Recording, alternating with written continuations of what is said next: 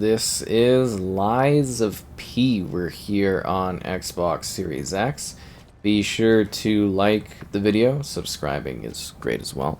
So this is another Dark Souls-esque experience where you are kind of in this Pinocchio-like universe, and they play around with that concept of, well, basically automatons, and you exploring this desolate, lost city of the future that was supposed to be a shining example of what the technology that humans had discovered could do for people.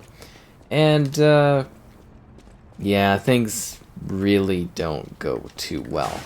So we've got HDR support here and actually a few different game modes.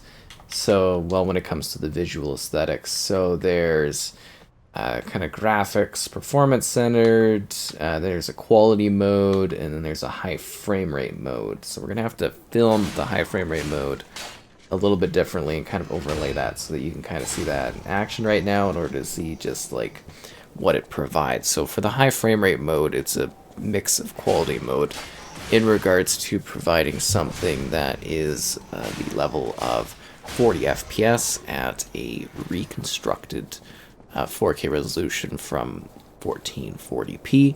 So you kind of get the splash of quality mode, but you get it at a higher frame rate level.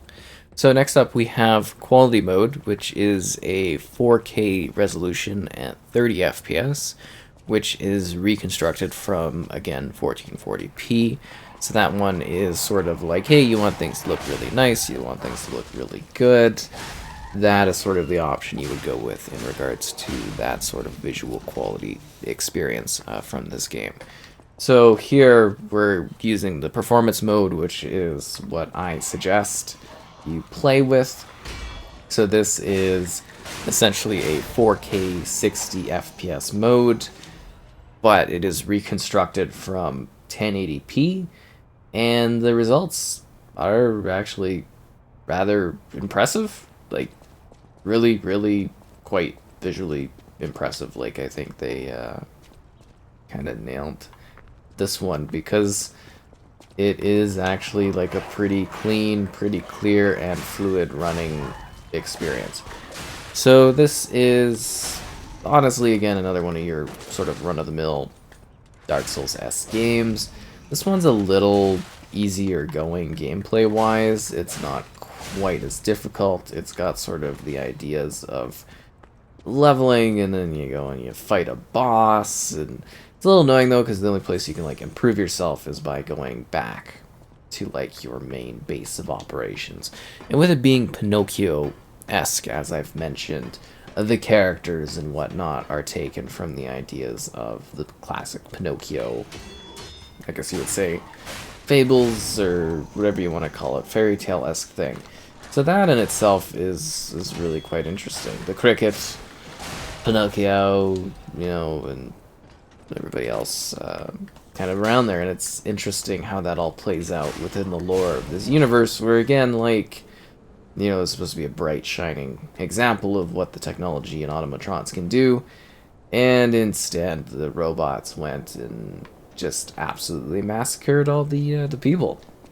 And anyone that's left is weird, wearing animal masks for some sort of reason, and some of them you'll have to fight as like kind of little psychopath type bosses from, say, Dead Rising. They kind of remind me of, like, a little bit more gritty and perhaps a little bit more dark and realistic in that sense, but yeah, it is quite a fascinating sort of, you know, kind of world and lore that they've created here, which again is quite visually, you know, appealing. Like, I think they've actually created something that does look pretty cool, and I love the look of the like automatons and, you know, just the enemies you fight and stuff like that. The bosses are really messed up and grotesque, and it starts off with the cityscape, and then things get really weird and creepy and crazy later on.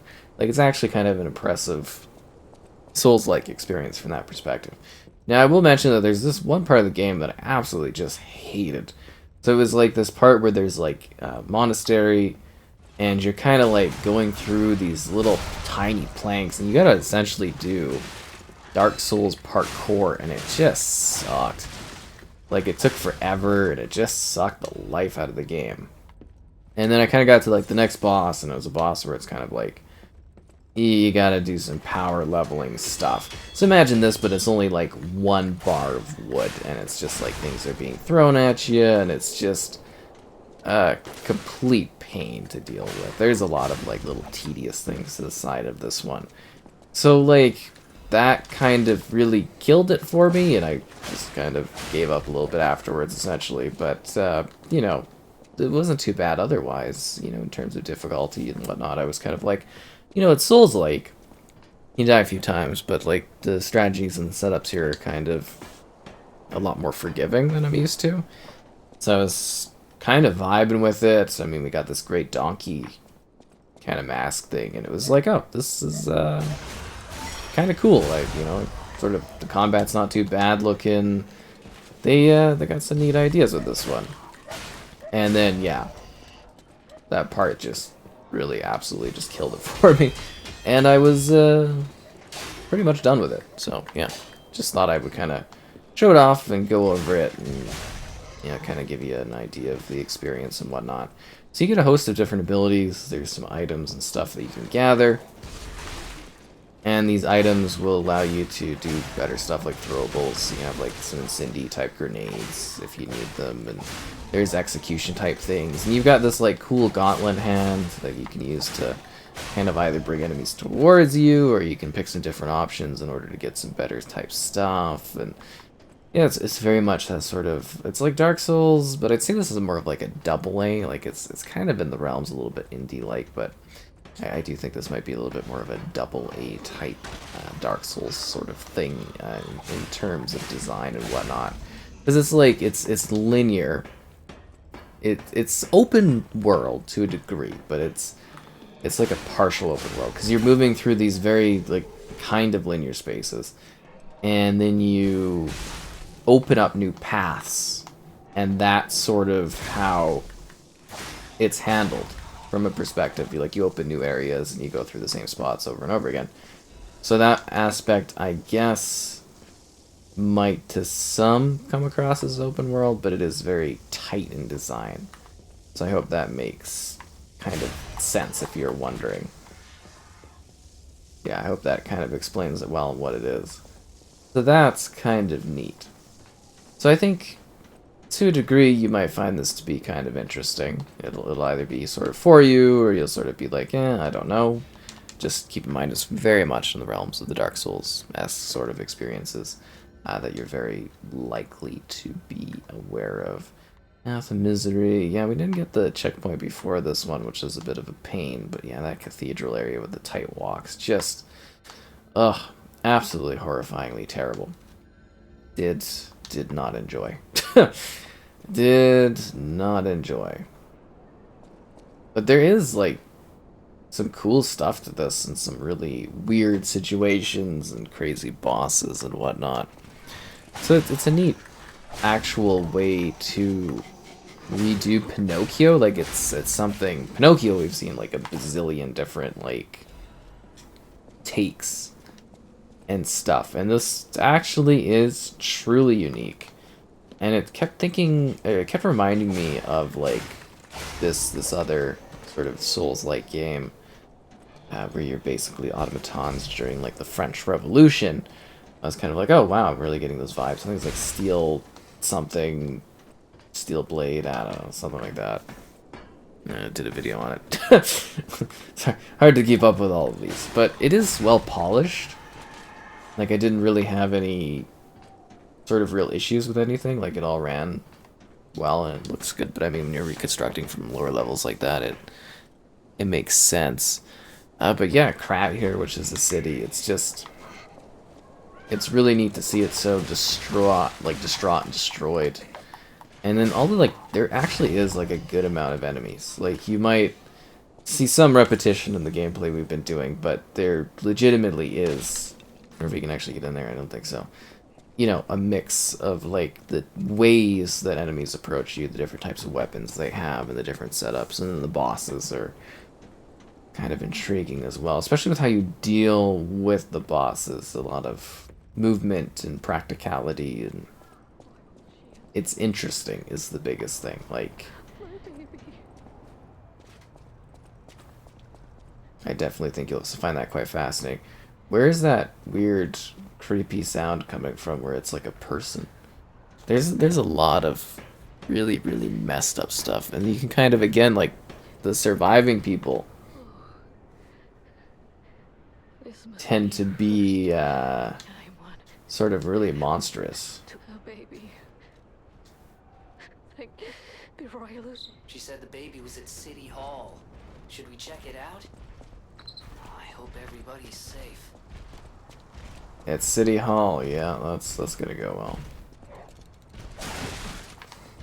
But yeah, I did, for a bit, I was actually kind of vibing with the game. Honestly, I found it interesting. And I was like, oh, it's not too bad, but I'm like, it is another Souls. So I think your mileage is going to vary in regards to whether you're like into this genre of game. Obviously, not for everybody, and that one part of it just, ugh. High levels of frustration, needless to say, was a big thing, where I was just kind of like, why is this like this? You know, I was just sort of not really too intrigued by that aspect of it, because I was just like, wanting to have a good time, and it's so bizarre. But I think you can have, you know, a decent experience going around, or roaming the streets, fighting the various enemies, trying to improve your character, you know, battling against the foes that are present, and then just also figuring out what's going on. Because I do think the lore aspect of it's kind of interesting. Like, you are visiting this place where, you know, it very effectively also showcases you what happened, if that makes sense. Like, there's a really good sort of cinematic bit that I think really displays, you know, the what of the situation. Like, you know, how did we get to this point, and, you know, who's left, and it's kind of effective storytelling to a degree, I think, in this one. There's a little bit more narrative delivery than I think you get from, like, the Souls games, usually. Because those ones are a lot of, like, read this, read that, and, you know, this actually... There is reading stuff, but it's sort of like... You can, you know, see actual cinematic bits occasionally, and the world itself tells the tale. And yeah, it's neat. It's got an interesting, like, era aesthetic to it. And as I was saying, I think you might appreciate what they're going for here. My big issue these days is, like, I'm not necessarily huge on the Dark Souls genre in general. And it seems like we are really getting to the territory where I'm playing, like, one of these literally every single month almost. And it's just... It is wearing me down at some point. I gotta say, you know, like, I can take a look at this, and I can talk about it, and I can showcase it to you, and I can appreciate the game for what it is. And I can also be like, you know, this is getting exhausting to play these types of games over and over again. But I do like what this one does differently. I think others will like what this one does differently. I think it'll hit the mark for quite a bit. And I am impressed that we went from, I guess, a couple gens ago now, but you know, we had there's Demon Souls, there's Dark Souls. You know, it was a couple games. Then we started seeing, I wouldn't necessarily say copycats, but we were seeing more, and, you know, games like Dark Souls trying to capitalize on that concept. And, oh, I got an achievement, that's nice. And now we're seeing just this, what is essentially, you know, for sure, like, a genre of games that exists within this category. And with it, we're seeing different types of creations and different types of efforts. But it is amazing to get something like, you know, say Dark Souls, that released on the 360, and it didn't run very well. And, you know, it looked okay, but it wasn't, like, necessarily visually mind-blowing. And now we've got these smaller kind of studio efforts with visually quite impressive characters and world and design. And, you know, like, it's the scope of this one is really quite cool. You know, like at times I think they're quite punching above their weight, and you can see spots where it's sort of like tighter and whatnot. But I think they actually have a pretty compelling concept and world here. I just really quite wish that there wasn't like some spots where I'm like, ugh, and then you can see like sort of a grind kind of like build up where it's sort of like, okay, now you gotta go and hone your skill points to be able to come and fight this stuff. And you know, you do get some weapons, and you know, there is some interesting elements of choice too. I know that sounds a bit odd, but like you have to decide as this individual how you interact with some of the remaining people. Where do you send them? What do you tell them? And that is actually a part of the game. Like, you might meet someone that is, you know,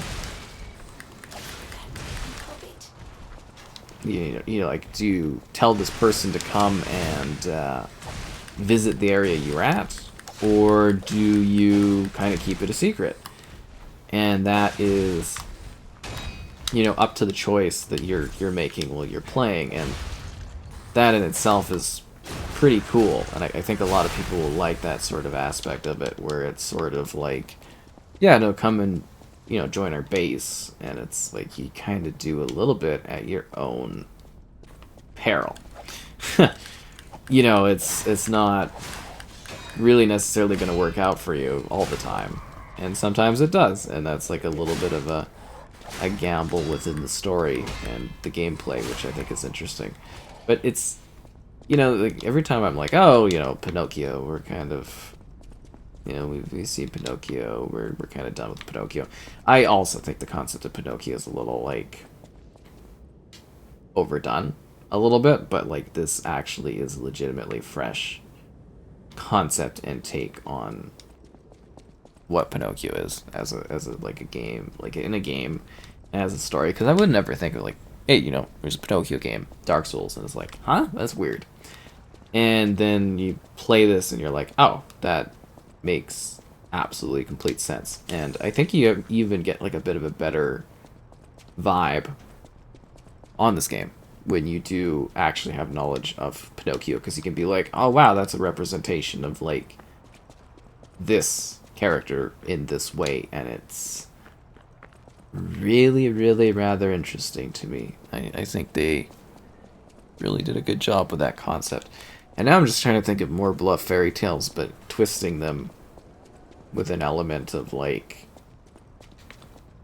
I guess you would say, like, not just animatronics, but just, like, kind of like new ways to retell tales, which at times, I guess you could say, could be, like, rather derivative to a degree.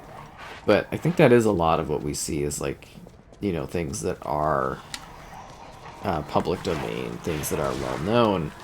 We see people do new interpretations of existing material. And sometimes you get some really creative stuff, like this idea. I would have never personally thought of Pinocchio with like automatrons and stuff, but it absolutely makes perfect sense to me. And as I play this, I'm like, yeah, no, this actually works for this concept. Now, are there some annoying stuff? Yeah, there's definitely some annoying things in this, and, you know, I've highlighted that problem. And I don't know, I think you might appreciate what this has to offer.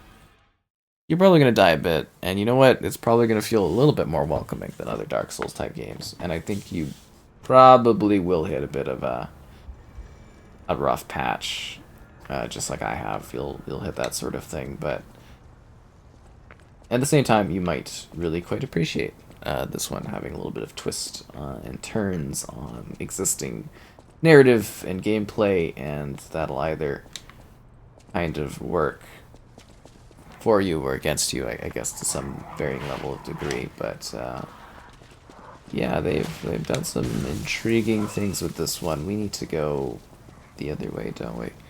But good luck out there if you're venturing here, and hopefully your Pinocchio story goes a little bit smoother than mine. I think, yeah, we've got to We've got to get out of this place.